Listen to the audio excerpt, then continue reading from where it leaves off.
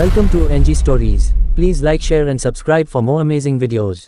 भगवान राम के धनुष से जुड़ी दिलचस्प जानकारियां चौंका देंगी आपको। भगवान राम की कल्पना उनके धनुष के बिना अधूरी है। आप जब भी उनकी छवि के बारे में सोचते होंगे तो उनके कंधे पर धनुष की कल्पना अवश्य करते होंगे, लेकिन क्या आप भगवान राम के धनुष का नाम और उसकी खासियतें जानते हैं? वह धनुष न केवल बहुत ही असाधारण था बल्कि चमत्कारी भी था। चलिए जानते हैं उससे जुड़ी दिलचस्प बातें। भगवान राम एक धनुर्धारी थे, इसलिए उनका सबसे प्रमुख हथियार धनुष था, और चूंकि वह भगवान राम का धनुष था तो उसमें कई सारी असाधारण शक्तियां भी थीं।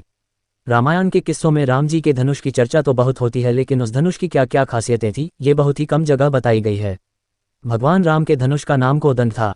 कहते हैं भगवान राम ने अपने धनुष को स्वयं बनाया था। ये धनुष बांस से बना था, इसलिए इसे कोदंड कहा गया। कोदंड कई योजन दूर तक लक्ष्य को भेदने में समर्थ था, और इसका निशाना कभी निष्फल भी नहीं होता था। भगवान राम के अलावा कोई भी साधारण इंसान इसे धारण नहीं कर सकता था।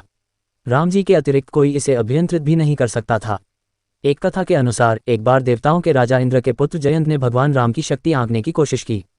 इसने कौवे का रूप धारण किया और माता सीता के पैरों में चोंच मारकर खून बहाकर भागने लगा। भगवान राम ने अपने धनुष पर तीर चढ़ाकर उस कौवे के ऊपर निशाना साध दिया, लेकिन वह कौवा तो इंद्र का पुत्र था।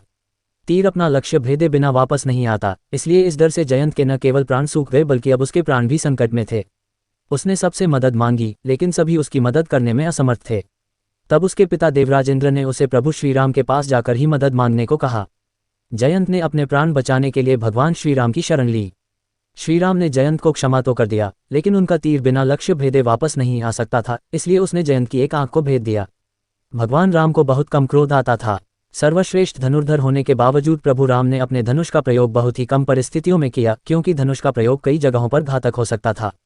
एक बार भगवान राम को लंका जाने के लिए समुद्र पर सेतु बनाना था। तब भगवान राम को समुद्र देवता के आगे विनती करते हुए 3 दिन बीत गए, लेकिन समुद्र देवता पर उसका कोई असर नहीं हुआ। समुद्र देवता ने भगवान राम को लंका पर चढ़ाई करने के लिए समुद्र पर मार्ग नहीं दिया था।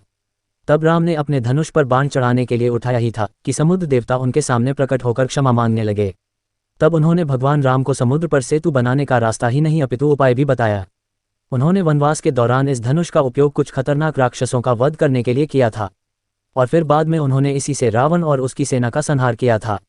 इस चमत्कारी धनुष के नाम से भारत में एक मंदिर भी बना हुआ है। ऐसा था भगवान राम जी का धनुष। धन्यवाद।